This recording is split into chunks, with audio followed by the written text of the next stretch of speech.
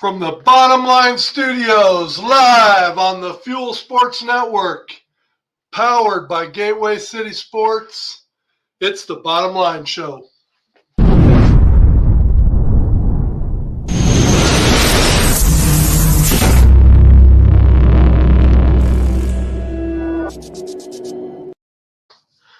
Welcome, everybody. We finally got Easy back in the States. Back from Mexico.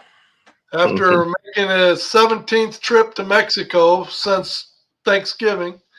As you can see, he's so fried from being there so many times that you can only see his forehead. That's it.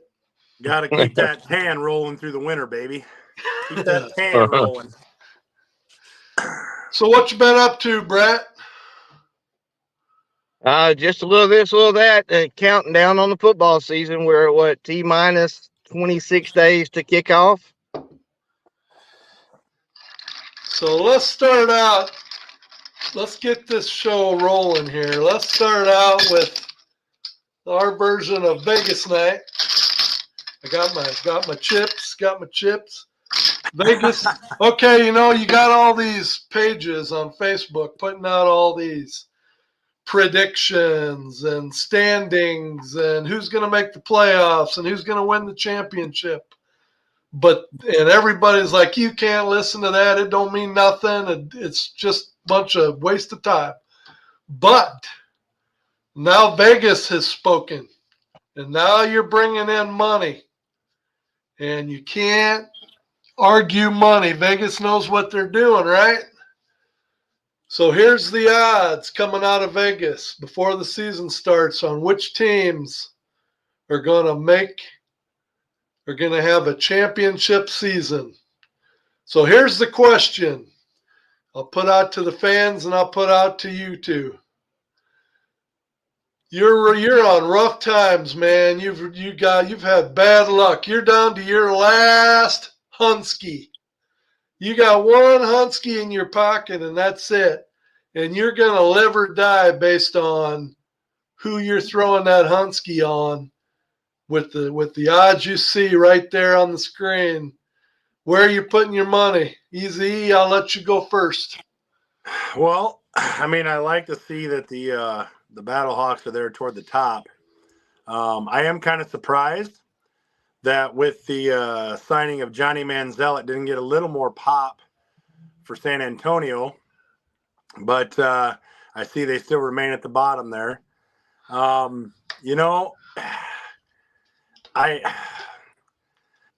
wish I could split it. But if I got $100, and I hate to give Brett any. Let's do this. If instead of having to do a all or nothing, you can do an all or nothing, or you can split it in half and put a 50 on one team and a 50 on another. How about that? We'll do that. Okay. Well, I'm gonna make it that makes it a little easier for me. I got 50 of it has to go to Birmingham. I mean, you got to beat the champs, man. It is what it is. It'd be like if I had $50 for Kansas City, like you got to put that on there. So I'm gonna go $50 on Birmingham, and then I'm gonna put $50 on my Battlehawks, baby. It's got to happen. So give me Birmingham and St. Louis. Vegas never gets it wrong. Eh? Yeah, okay, Brett, your shot.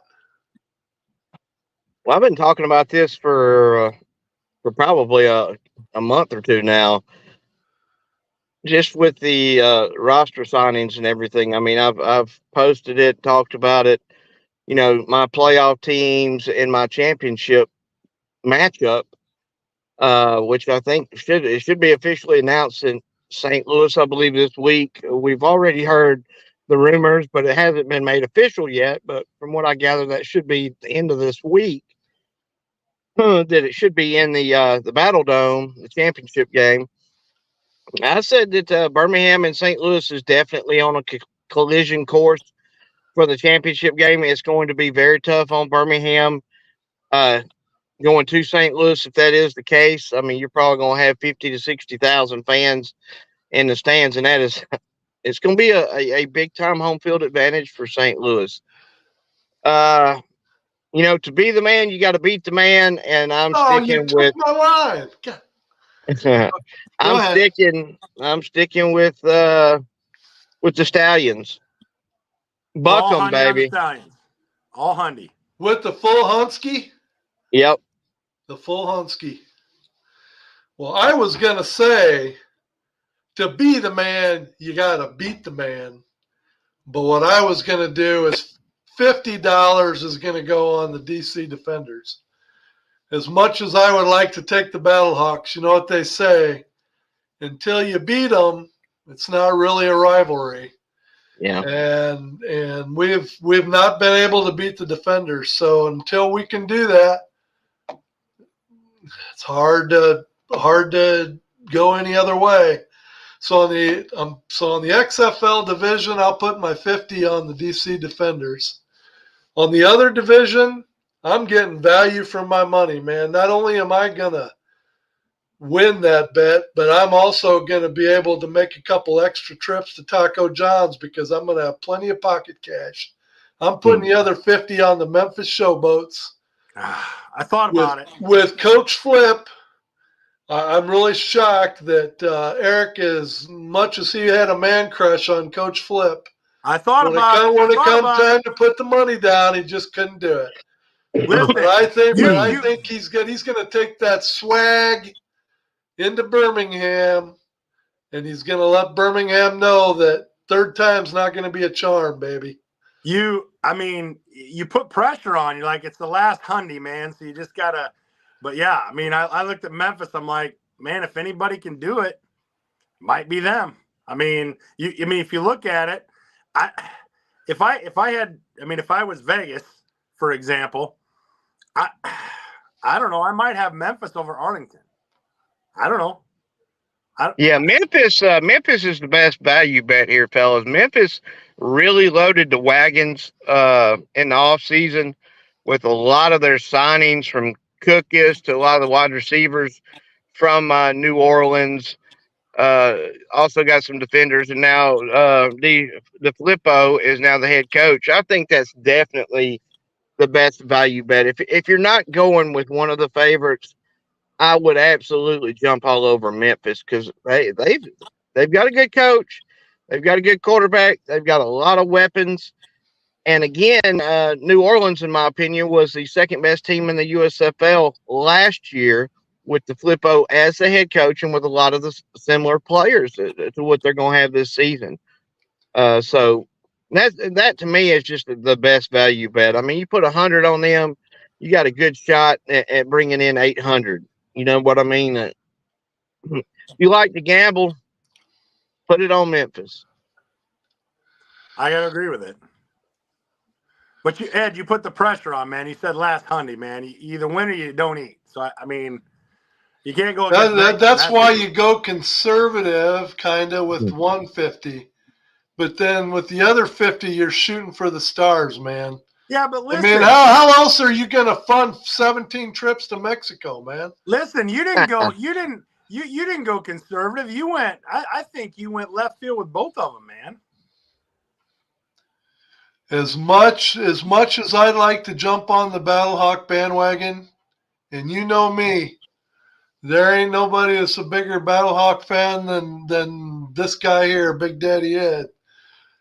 But they always say a rivalry is not a rivalry if there's only one side winning.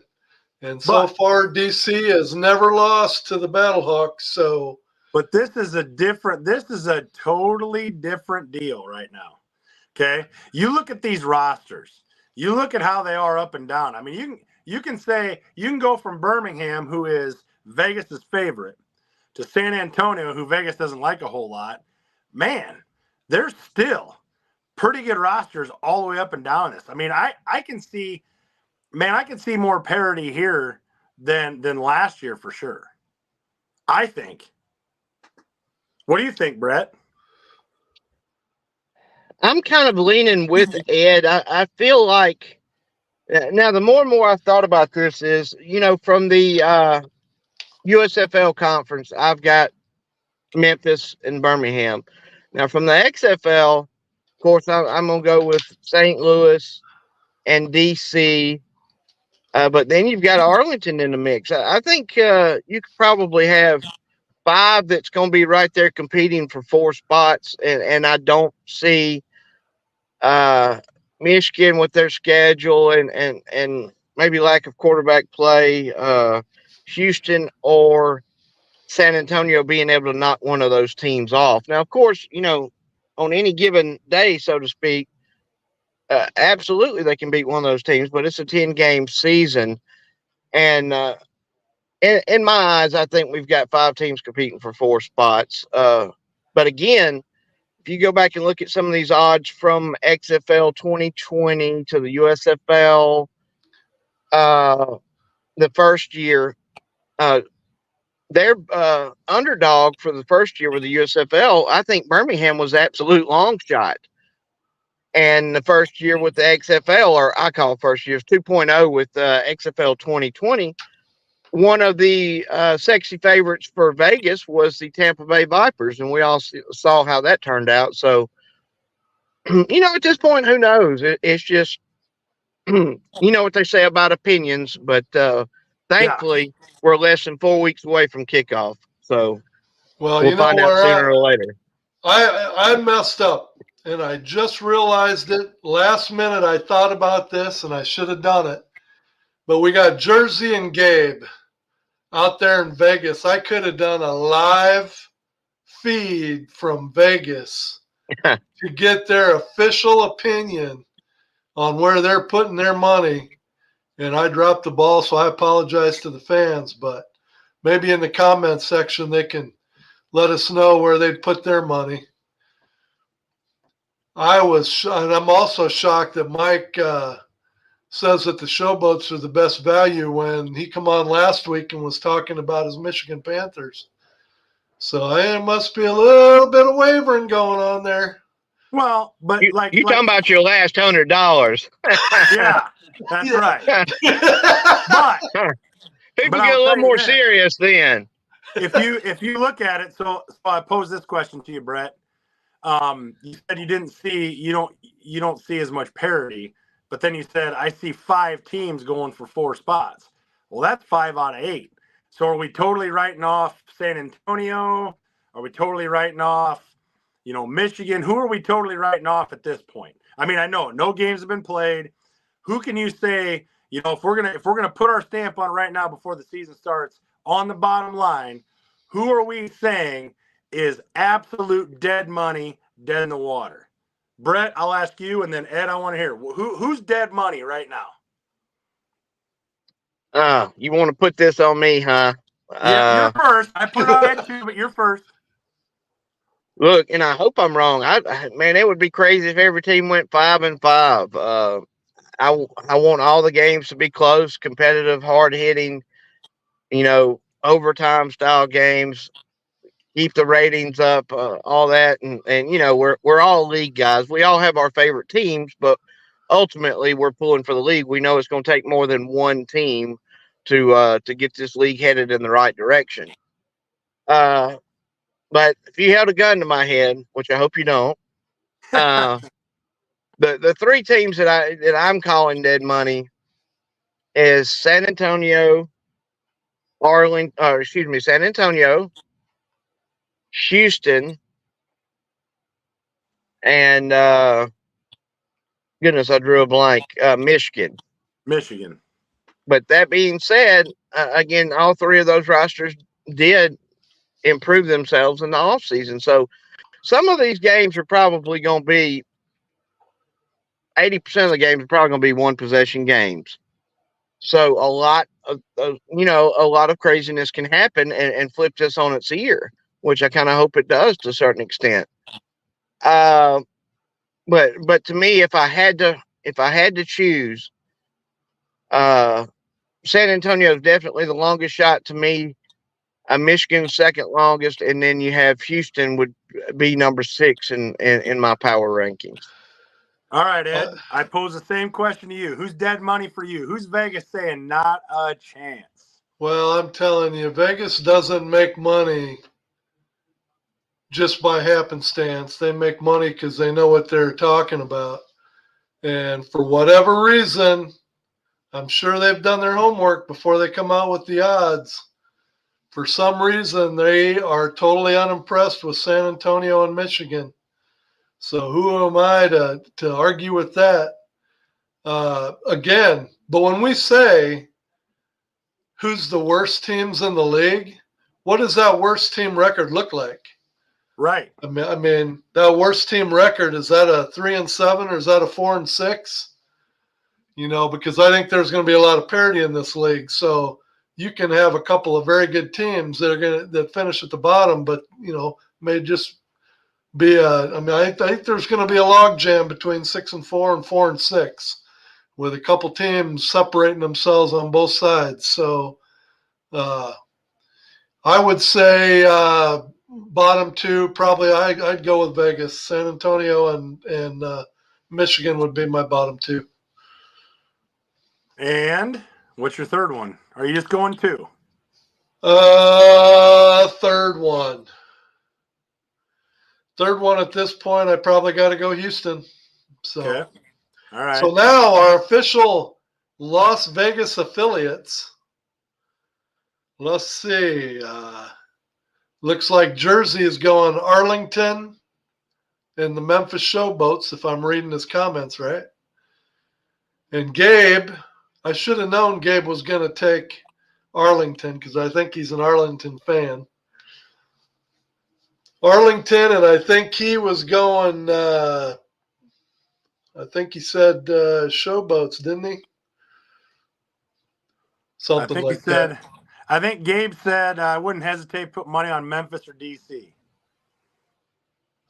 So okay, well, if he's taking Arlington, then DC's out. So yep, so he's got to take Memphis. Yep, so it's Memphis and DC. So Memphis and Arlington. Memphis and Arlington, excuse me. Yep. I just got to say about Arlington, and then I ain't going to say anything more. For whatever reason, I've seen Arlington a couple times against the Battlehawks. Totally unimpressive. Every time we played Arlington, they just don't impress me. Now, right. Granted, this is a whole different year, and I get it. There's more talent, blah, blah, blah, blah. But there's more talent for every team. And until it's kind of like DC with the Battlehawks, until Arlington can beat the Battlehawks, I'm sorry. That puts them down to third. If I put DC above the Battlehawks, I put Arlington below the Battlehawks. So that gives you my XFL prediction right off the bat. And I would have to agree with both of you. So now let's look at the top side. I mean, Brett, I think we've maybe covered a little bit, but let's look at the top side. All right, Brett said there's 5 teams competing for 4 spots. So I'll pose this question to you, Daddy Ed, first. All right. You don't have to, excuse me, you don't have to say who's going to win each side, but you tell me your 2 teams from the XFL side and the 2 teams from the USFL side, and then Brett, you can do the same thing. The 2 teams from the XFL side, I think DC's got one of them. I think the second one's going to come down to St. Louis and Arlington. On the other side, I got Memphis as one of the 2 teams, and I think the Stallions will be the second team, but I don't think the Stallions are necessarily going to win that division. I think Memphis has got a real shot. So that's my 5 teams, with Arlington and the Battlehawks deciding who that 4th team is going to be. All right, Brett, at you. Well, one of the many reasons I love the playoffs is, and I've been watching ball for almost 40 years now, is you always got to keep an eye on a team that's hot and healthy. And I remember going into the playoffs last year with Arlington and how well they played DC on the road. And I thought, this could be a sign of things to come. And you could see the Arlington-Houston game coming from a mile away. And I'm not condoning gambling, betting, whatever. But yours truly, Bertram, might have put a little bit on Arlington last year going into Houston, because to me, you've seen that movie before. That being said, this year, it's going to depend on injuries, but injuries is part of football, obviously. If all the teams can stay somewhat healthy throughout the season, I think it's Memphis from the USFL, Birmingham from the USFL. And then on my XFL side, I've got DC once again, and this year I have St. Louis. So that's who I have for the playoffs. Now, Arlington will have something to say about that XFL side, but I just think this season DC and St. Louis will be better. I look at the two sides, and for me, I think the XFL side, who knows about San Antonio? Man, they got Johnny Manziel. Nobody on the Johnny Manziel boat here? I mean, come on. I think the XFL side might be a little deeper. I really do believe that the USFL side, I think, and who knows, it could change, but I think the USFL side is a two-team race. I think Birmingham and Memphis, are probably going to be the two teams to beat.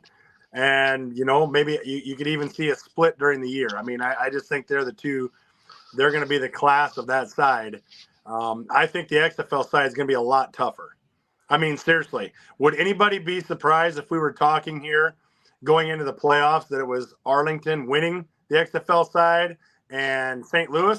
Or would we be surprised if it was DC and Arlington? Or would we be surprised if it was DC and the Battlehawks? I don't think, and maybe you disagree, but I don't think on that side of things we would be surprised if any of those scenarios happened. If it goes the way Vegas thinks it's going to go, Birmingham cakewalks their division, because they've got Michigan, Houston, and Memphis, three of the bottom four teams in the Vegas odds. Right. So they're saying that it might not even be that difficult. But Gabe is hammering on the Arlington thing. Two things I'll say about Arlington winning the championship. Great, they won the championship. I was at that championship game. I will tell you, I am still a firm believer that Ta'amu was hurt that game, that he got a hand injury at the end of last season, and I think it affected the way he threw the ball, because in that championship game, he was not throwing the ball well. And so I know that's no excuse, but teams always match up. You can have teams that go 15-1, but that one loss is against a matchup in their division that they just don't match up well against. And when it comes to Arlington and St. Louis, as far as I'm concerned, we got Arlington's number. And until they prove anything different, the only reason Arlington got in last year was because they were in a weak division and they were a 500 team. You put them in the North Division, they wouldn't even sniff the playoffs. So they got lightning in a bottle. And so more power to them. Enjoy the championship. But if they're going to go 4-4 or whatever they ended up 5-3, if they're going to, what was it? They were 4-6 going into the playoffs and ended up 6-6. Try that this year and see if you get in the playoffs. Don't think it's going to happen. Yeah. But that segues me into, as we talk about all these teams and how we think they're going to pan out.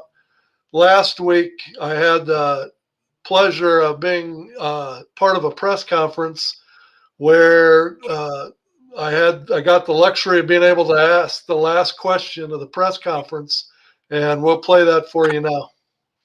Dead. This question's for those XFL fan bases out there that haven't had a lot of exposure to the USFL teams. Once you've had a chance to put your stamp on this team coming out of training camp, what characteristics will best describe the 2024 Birmingham Stallions team that will leave little doubt this is definitely a Coach Skip Holtz team? Well, I would like to say that offensively that we have been a high-scoring offensive football team. I would like to say defensively we can be a dominant football team. I think that story is going to be written as we go through the UFL season. I am in uncharted waters here a little bit when you start talking about how is the USFL and the UFL going to relate. I mean, there have been a lot of people that have tried to make comparisons, and I know with the opening game with Arlington winning the XFL and with Birmingham winning the USFL, there's going to be a lot written on that game, but we have a different team than last year. Arlington's going to have a different team.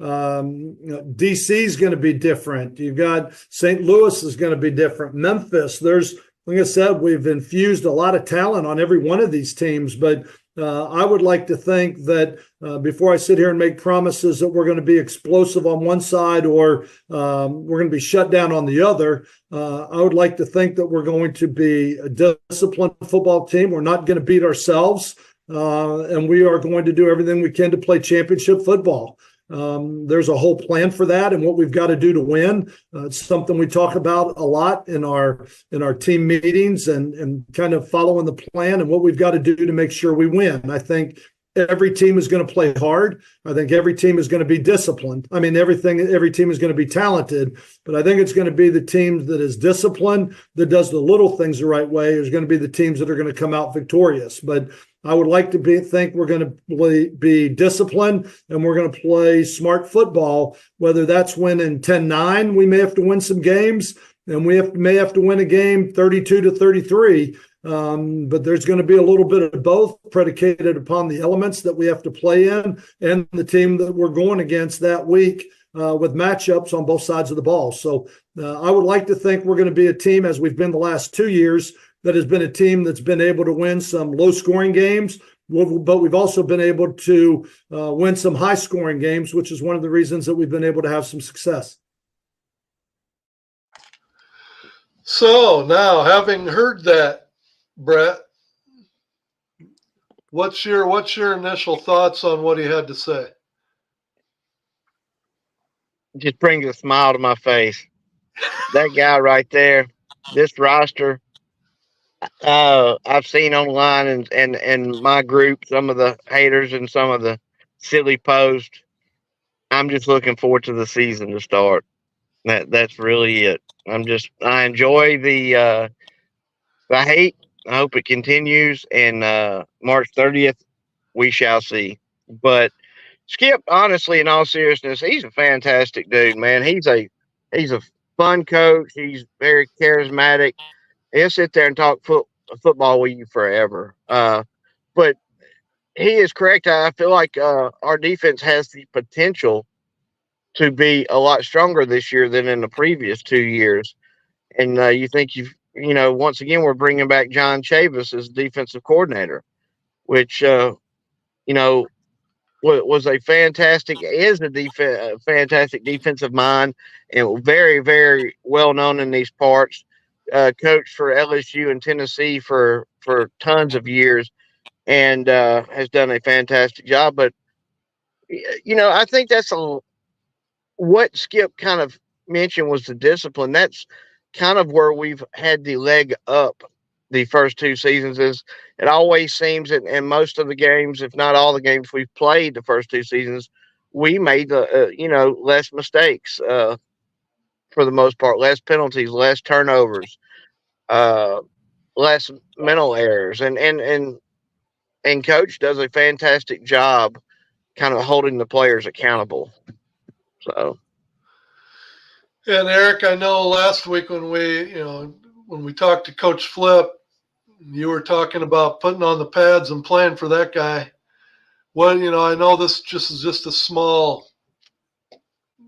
clip of the total press conference, but what was your initial thoughts after hearing what he had to say?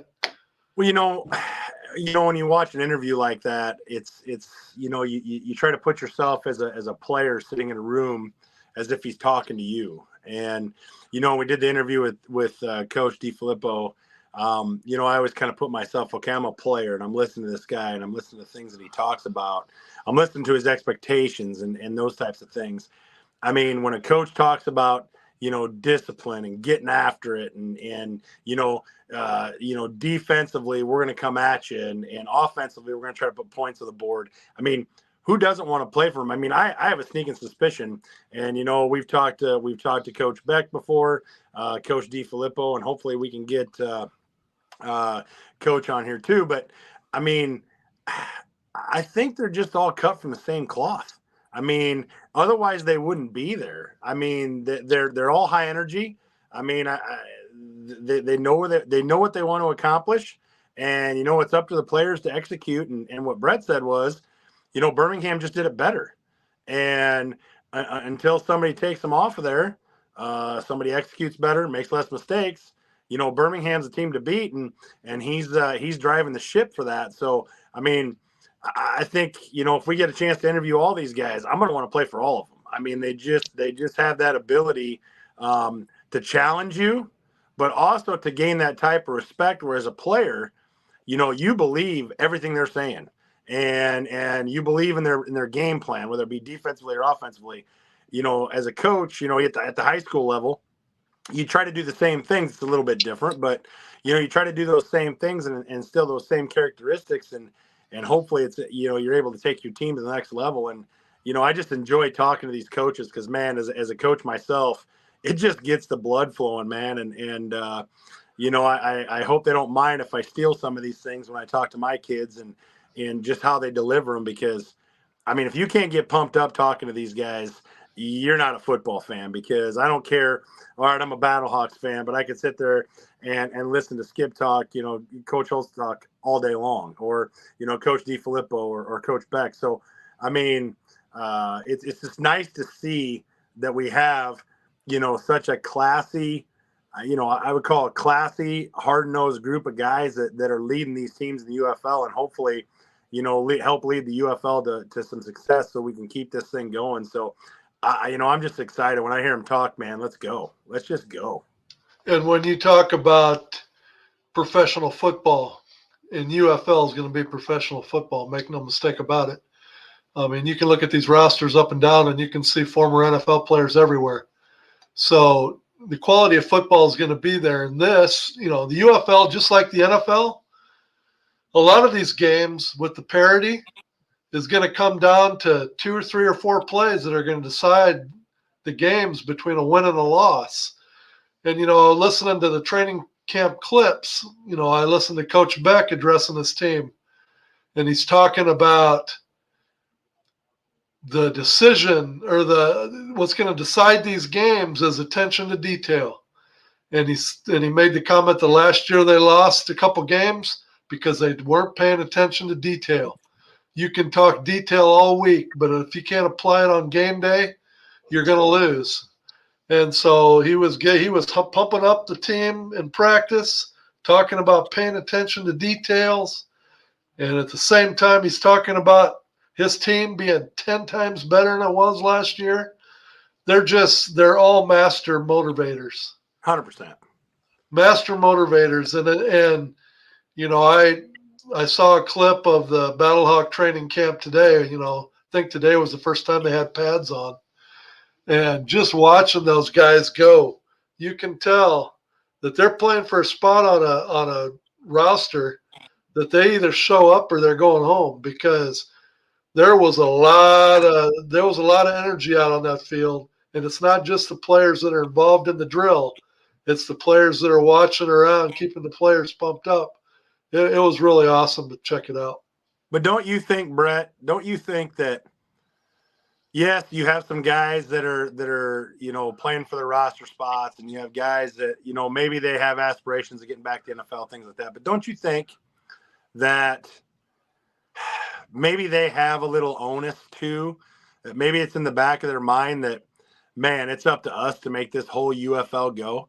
Do you think there's a little bit of that too, not only through the coaching staffs themselves, but the players? Like, hey, this is our opportunity to not only help ourselves, but also we got an opportunity to make spring football great. Oh, well, without question. I've even heard some of the players the last couple of years for both leagues mentioned such that they're going to be, when they look back on this years from now, they're going to be one of the players responsible for spring football and for making it stick and making it become successful. So like I said, I can't remember specific players on specific teams, but I've seen it with both leagues in the past couple of years with the XFL and USFL. So they definitely have that in the back of their mind. So absolutely. So what I want to do now, just spend a few minutes, not a whole lot of time, but they're talking about the fact that in the next week or so they're going to be coming out with the uniforms and the helmets for the 2024 season. And they've come out and they said they're either going to use the 2020 version, they might go with last year's version, or they might even come out with something new. If you had a vote, we'll go real quick here, Eric and Brett. If you guys had a vote on what version they went with, what would you go with? Go ahead, Brett. Brett, go ahead. Well, you guys know how I feel about this. I was very adamant and have been very adamant for the last 2 seasons. I was, well, like most fans, look at those helmets. Yeah. Pow. 2020 was just superior with their look on the helmets, the uniforms. A lot of us talked in the off season before last season, hoping they wouldn't change it or would be limited on what they changed. And look, some people preferred last year's uniforms with the XFL. I am not one of those people. I just felt like they should have picked the ball up from 2020 and ran with it in so many instances, including the uniforms. I hope they fix what they did to Houston, and I hope they correct what they did with Arlington. They got to bring back the Bandit logo, and they've got to fix whatever they did with the Houston helmet. Let's bring the half of Derek back, although the NFL wanted to sue them and they had to get rid of the full Derek, and bring back those chrome or whatever you call them helmets. I didn't necessarily mind the jerseys for Roughnecks. I just wish they would have left well enough alone. So I'm definitely, my preference is and was 2020 over 2023 when it comes to the XFL. USFL, they're going to probably make some slight changes because now they're branded with Under Armour. So I wouldn't make a lot of dramatic changes because I feel like everyone with USFL is kind of happy with what they got last year, but we'll see. We're going to find out sooner or later. Reportedly, we should have this information by the end of the week. Excuse me. I've got to agree with Brett. I've looked at both of them, and I like the 2020, but I'm also the kind of guy who, sorry, Ed, I got to bag on him a little bit, but traditional jerseys just kill me. Just the plain Jane. I mean, the Penn States, the Iowa Hawkeyes don't hardly change anything. I mean, I'm a firm believer now, whether this is true or not, but I'm a firm believer. You know why people are willing to go play up at Oregon? Because Oregon has like 37 different types of uniforms.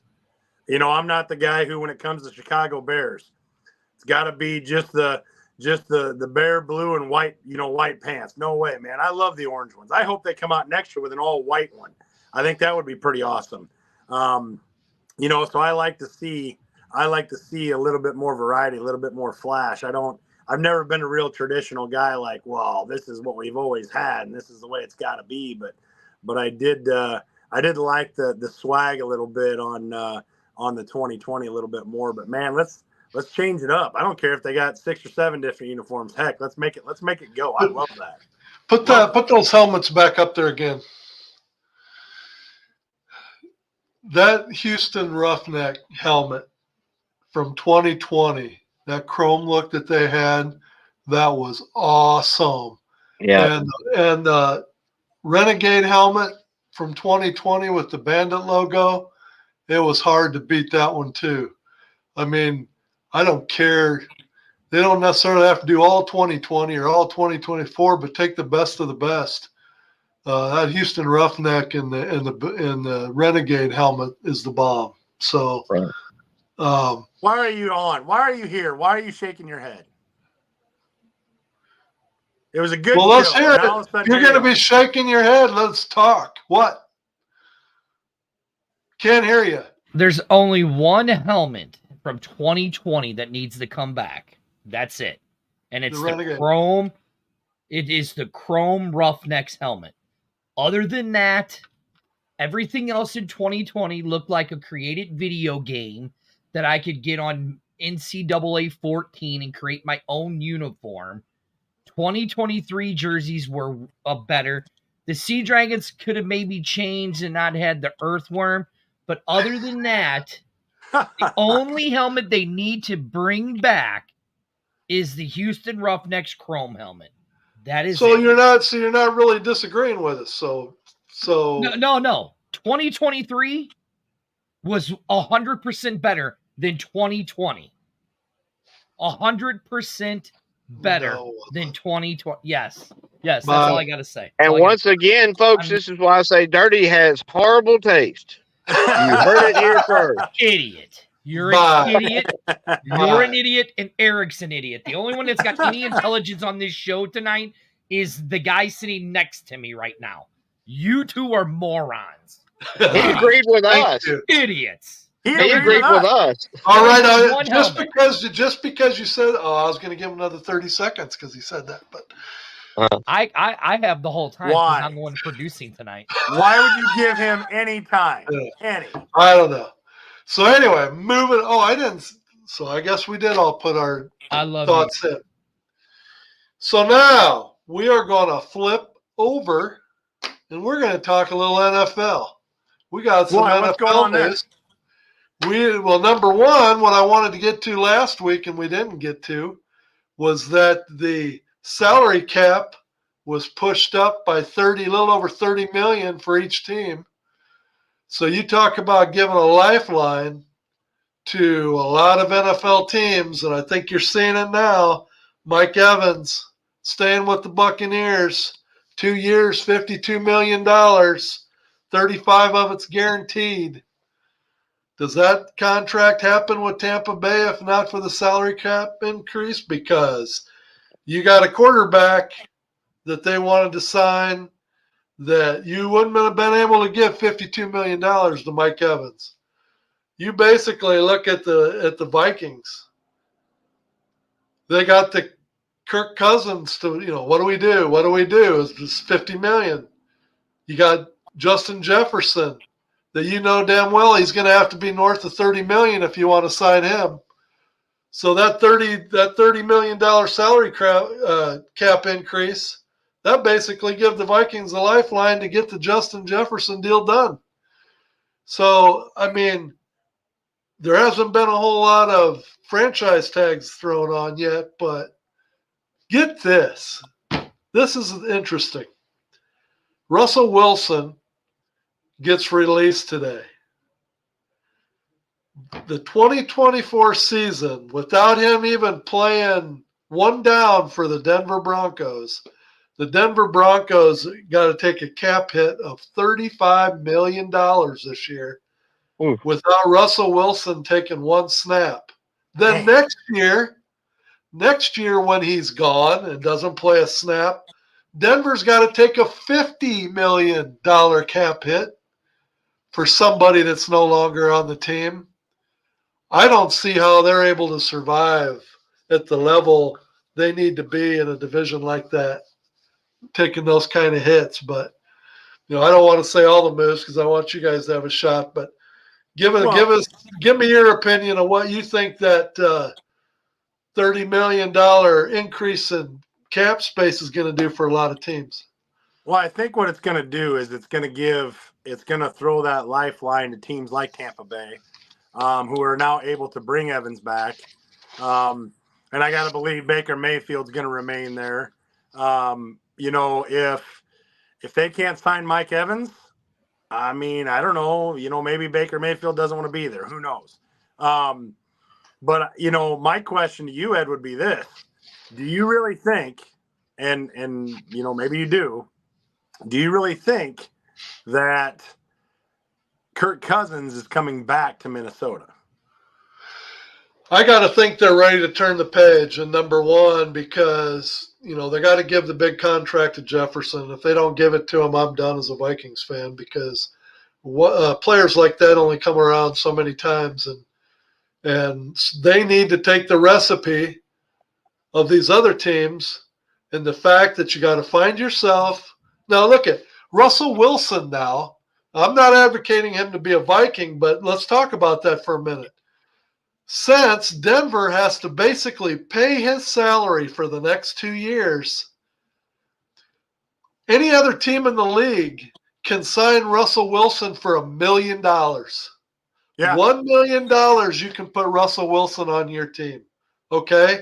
Is he a top 5 quarterback?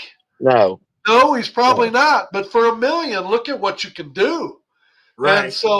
And so me as a Vikings fan, as much as it would be easy for me to say, yeah, bring Kirk Cousins back, you got to make it work.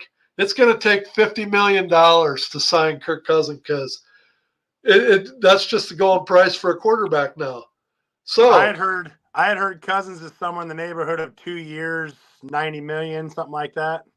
Okay, so Is what he's looking for. So now you've got Justin Jefferson you need to sign. You've got Daniil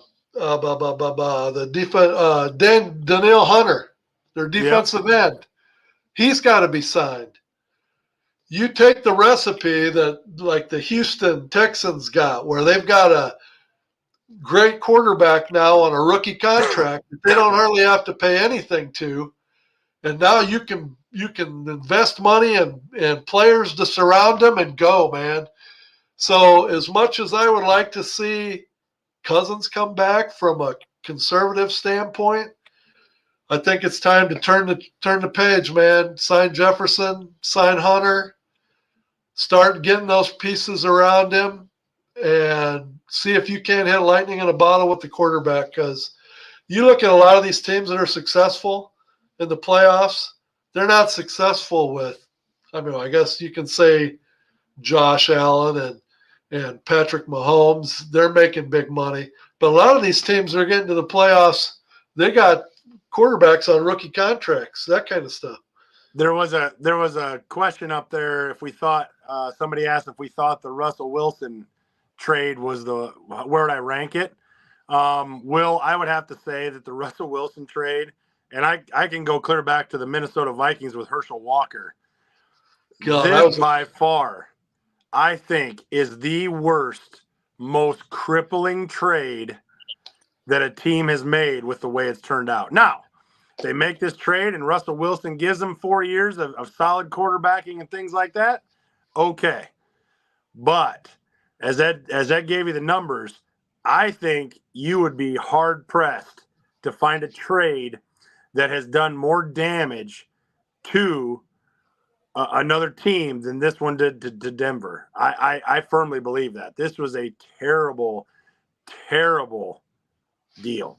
You take next year alone, $50 million. That's two that's two top positional players.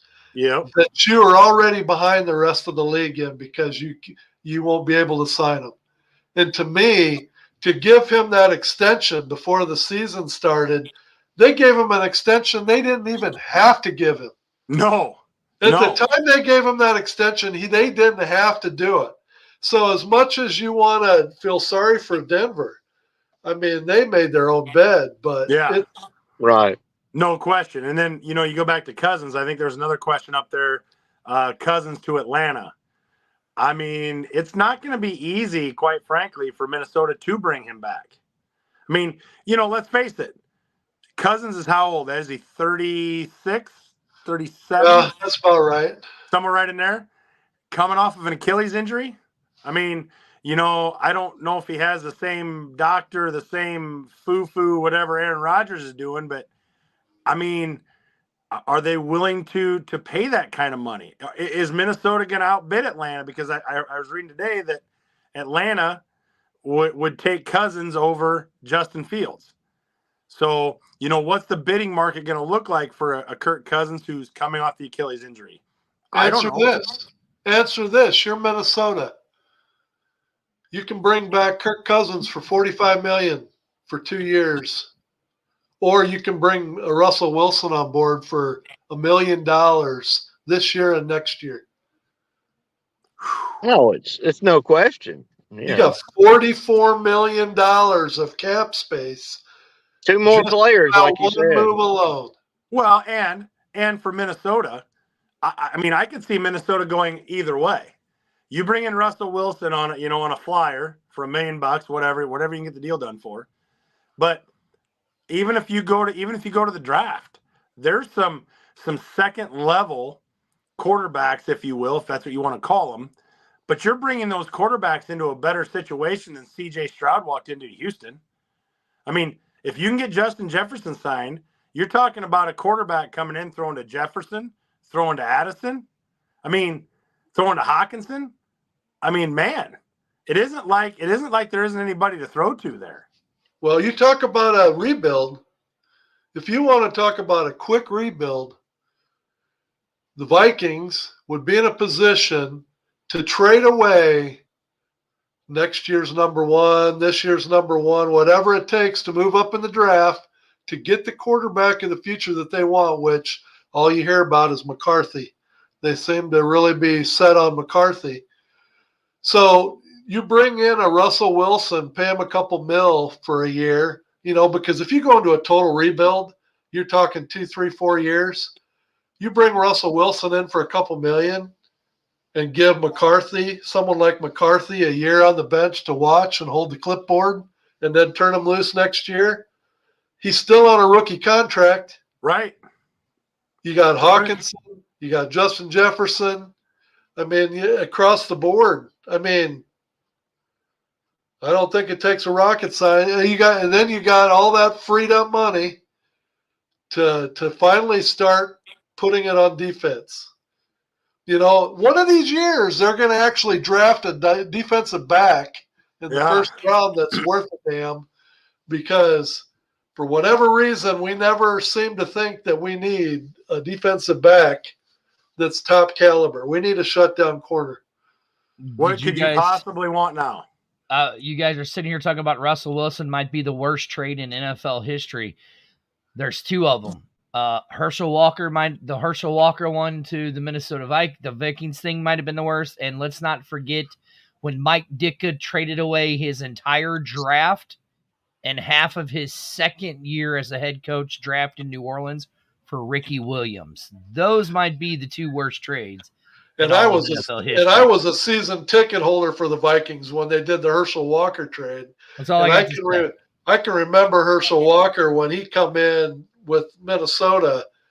Oh my God, he walked on water when he come in. Everybody thought he was the be-all, end-all. I even seen him almost run back a kickoff with stocking feet because he lost his shoe on the 5 or 10 yard line. But yeah, the Herschel Walker trade, that's one of those that, well, I say put Jimmy Johnson on the Ring of Fame in Dallas, because. But would you say that the Herschel Walker trade? I wouldn't say the Herschel Walker trade crippled the Viking organization. I mean, it was bad. I mean, they gave up obviously a substantial amount, but they didn't become irrelevant for. I mean, I look at Denver like they are in deep, deep, deep trouble. If Sean Payton can somehow make a go of it, as behind the 8 ball as they're going to be with this contract that they gave Russell Wilson and the extension that you talked about, man, I mean, kudos to him. But when you look at just not only from every other aspect of it, you just take the financial part of it. I mean, every year we talk about cap space. This team has this much. This team doesn't have it. This team has to cut. They're below the cap, whatever. Like they're above the cap by whatever. That's crippling. That's crippling. You want to hear something it's really interesting? They raised the salary cap $30 million. Buffalo is still $43 million over the cap. Yeah. Woo. With 30 million increase, they are still 43 million over the cap. Yeah. You know who's second? You got the New Orleans Saints. They're over 30 million over the cap, and that's even with that addition. And the thing about it isn't like New Orleans is vying for, playoff spots year in and year out, and they still have to cut. Oh God. You know what I mean? Oh God. So Brent, what do you think? Do you think that when it comes to Denver, Sean Payton's got to be on a pretty short leash as far as allegiance goes? Because I got to think that if Denver doesn't do worth the damn this season, he's going to have the boo birds come out real quick. Well, he's definitely coaching with both hands tied behind his back. That was, I thank Dirty for coming on. I guess I selectively forgot about the Ricky Williams trade with Chicago Bears. I appreciate him reminding me of that one. Chicago Bears and some of their front office moves and all that over the years has just been utterly painful. That was when Mike Ditka was with the Saints when he did the Ricky Williams trade. And what he asked, what happens when you're over the cap? You got by a certain date to get your payroll under the cap, and the only way you're going to meet that by a certain date is you got to start cutting your big name players, because when you're talking that many million over the cap, you've got a lot of cutting to do, and that means getting rid of a lot of talent. Yeah, you can't cut the guy that counts $1 million against the cap. You can't cut the guy that barely. You gotta find some gashing cuts there. Yeah, for sure. Yeah, top shelf players. And that's where these guaranteed contracts come in, because now when you cut these players, you guaranteed their contract. Yeah. So now all this guaranteed money, you got to try and fit it under the cap. Now what, Dirty? Oh my God. Let's not forget who Denver has as QB1. Daddy Ed, tell them what I texted you. They have the greatest spring football quarterback. Oh my! Denver does. And just visualize the first time. Nooch. Just visualize when he's in the NFL, when he runs the ball into the end zone, and let's say he makes it in, and he stands over the top of one of those NFL players and gives the old flex and shakes the shoulders. And let's imagine what's going to happen to him. Do you suppose he's going to survive to get out of the end zone after he does something like that? Well, with the NFL, they've done gotten so soft. He'd probably get away with more in the NFL than what he would with spring football. I mean, I'm gonna try to stay away from that subject, but yeah, if it was the 80s or 90s, he would only flex once. That's right. Yeah, there'd be a 15-yard penalty. Yeah, there'd be a 15-yard penalty still coming his way, I'm sure. Yeah. So we also found out today that Jason Kelce with the Philadelphia Eagles called it a career. And that doesn't surprise me. I saw an interview earlier in the year when the NFL season was going on, and his wife literally talked about how he was having trouble in his own home. Some days he'd have trouble going room to room because he couldn't remember things, and he'd walk into the rooms and she'd want to know, what are you in here for? And he couldn't tell her. And so he's got some real issues. I don't know if it's related to concussions or what it's related to, but as we talk about these players like this that are having issues with 10-year careers, 13-year careers like he had, it also come out in the NFL today that the commissioner is asking to go from a 17-game season to an 18-game season. And they're going to go ahead and they're going to have a vote with the players union to go to 18 games. Now imagine, I thought when they went to 16 to 17 that it seemed like it just made such an overwhelming difference on how long the season seemed. They go to 18 games. I'm sorry, but as much as we would love to watch football, at some point you got to start thinking about the players and about their physical well-being. And I just don't see how you can ask a player, especially those teams that make the playoffs, to play an 18-game regular season and then turn around and play another potential 2, 3, 4 games in the playoffs and win a championship. And now you're talking about players that have played 21 games in a season. Well, yeah, you can say money. You can That's say what it it's is. all about the money, and I'm sure the players are going to say, hey, you're going to take my contract, divide it by 17 and take it times 18, which I'm sure they're going to have to do because these players aren't going to agree to play another game if they're not going to be compensated for it. Right. Which I'm They- sure, yeah, I'm sure the NFL knows that.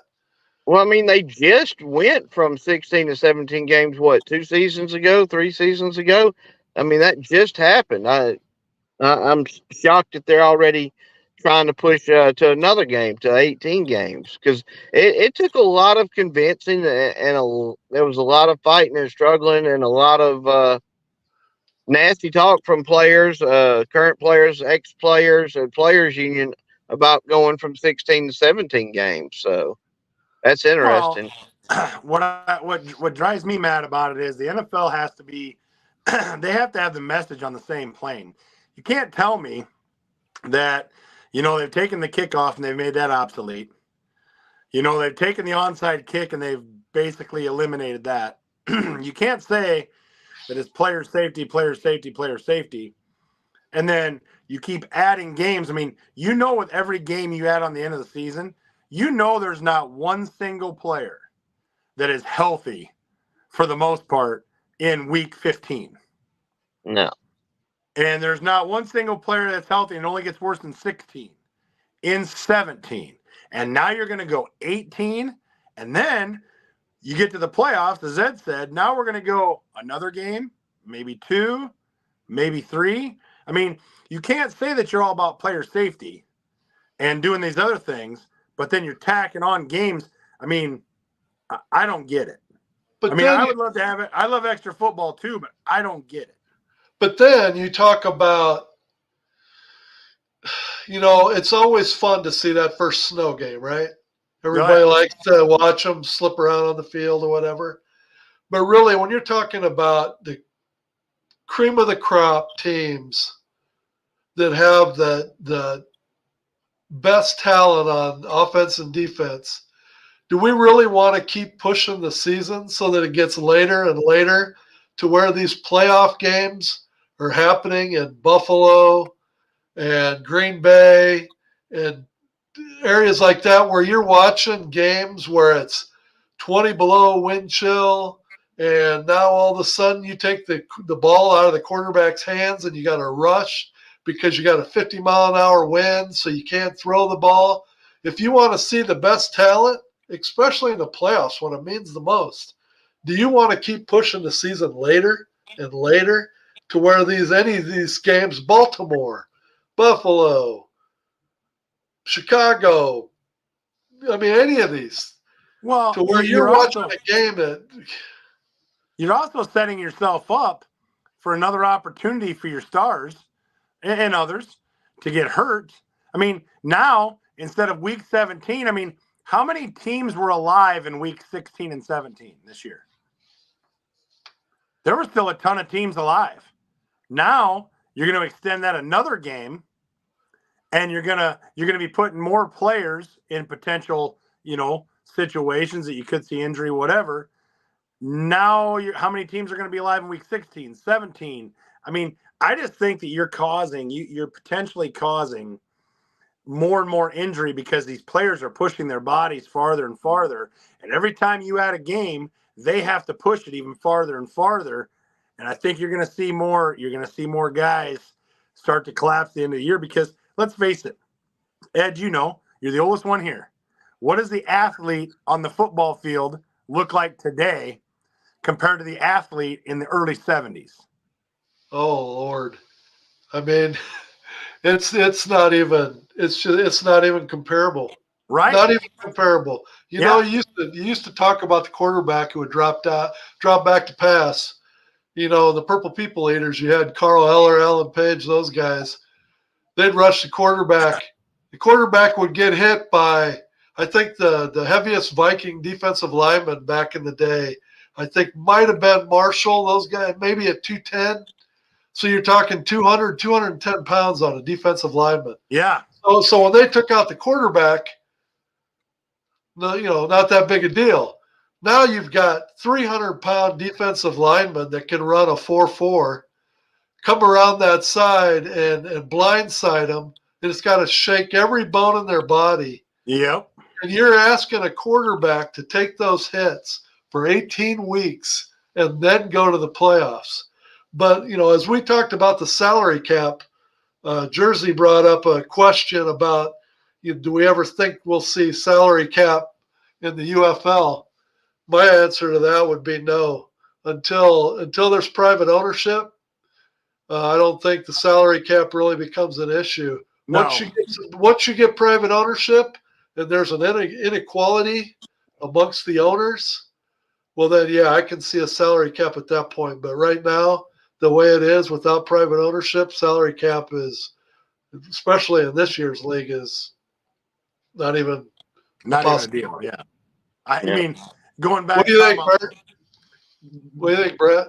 Yeah, it's a non-issue right now, like you said, until you get ownership, just like the CFL has for years. It's a non-issue because all the money's coming out of the same place, same kitty, so to speak. So no, not right now. It's going to be on down the road for sure.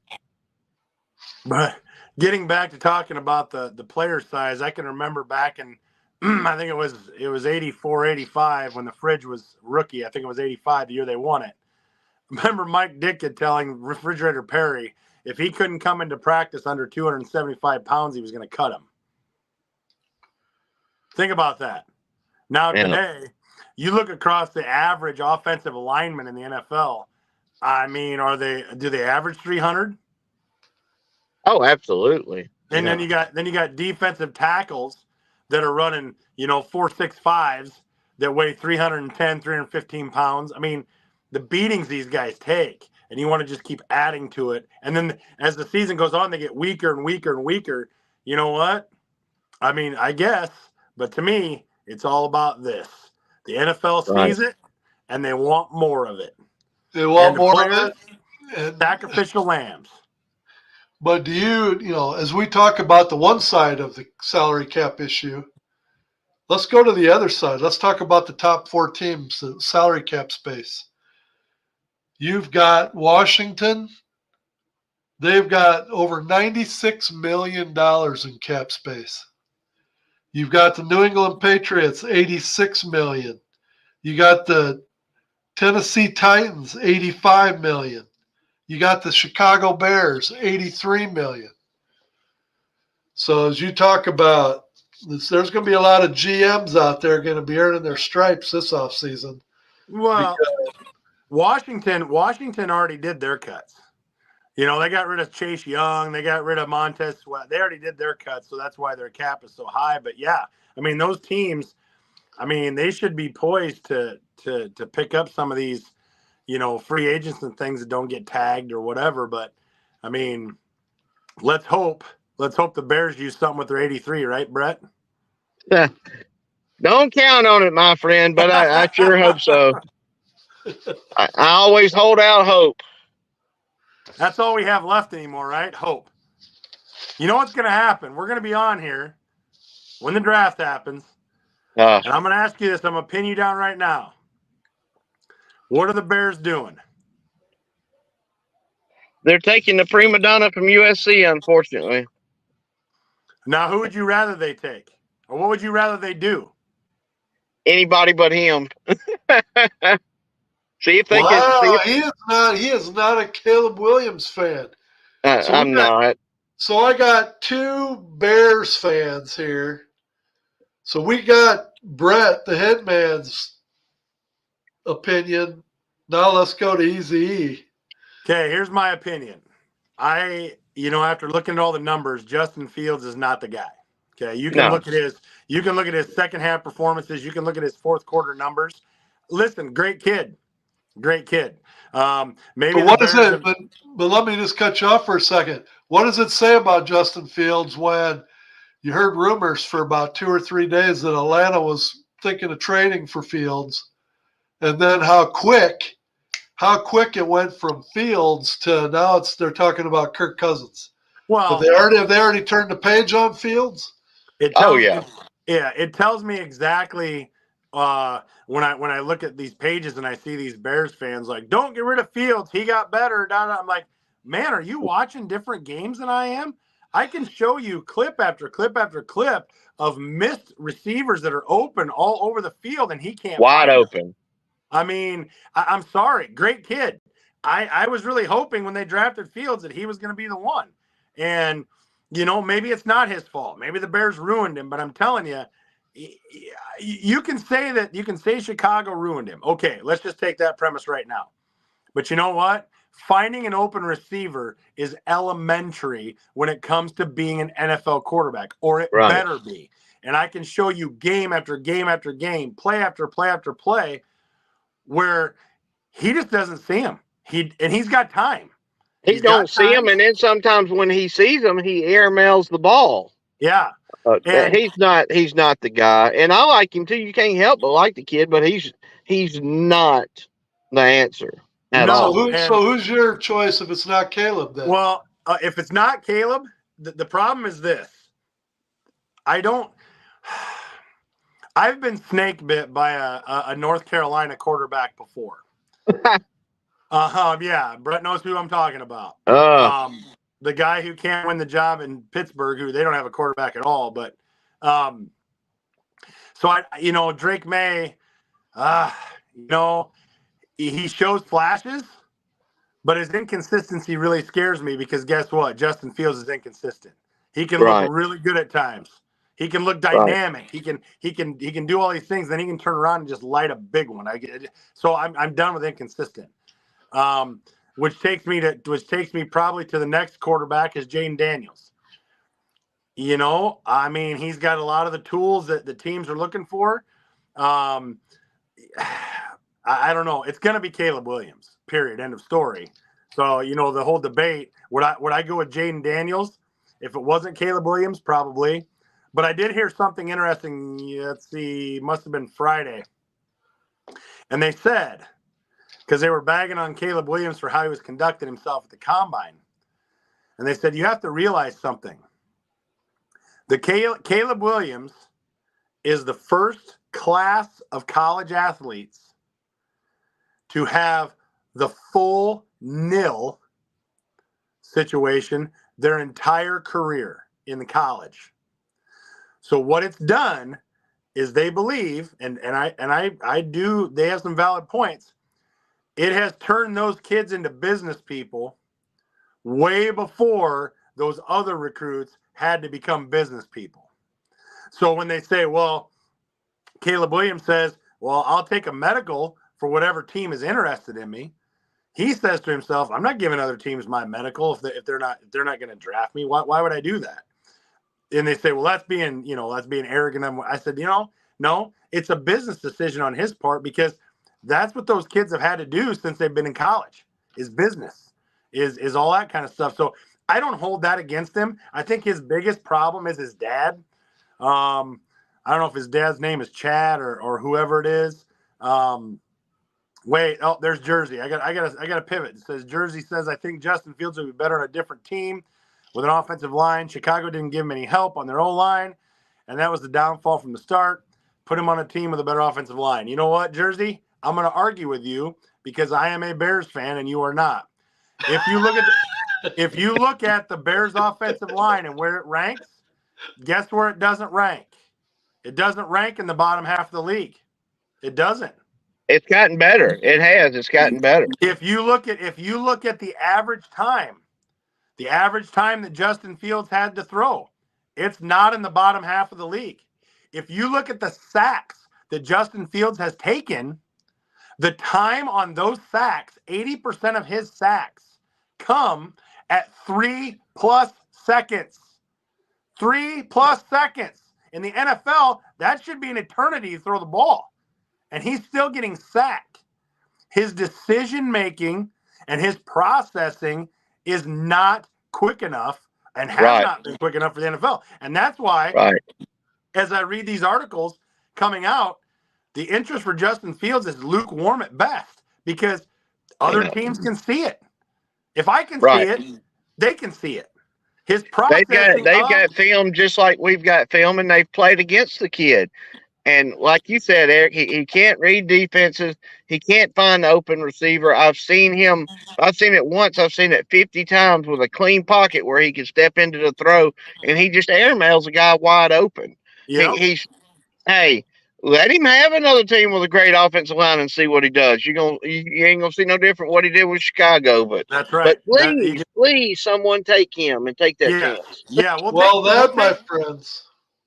My friends, is going to be the bottom line for this week's show. We want to thank everybody for joining us on the Fuel Sports Network, Amazon Fire Stick.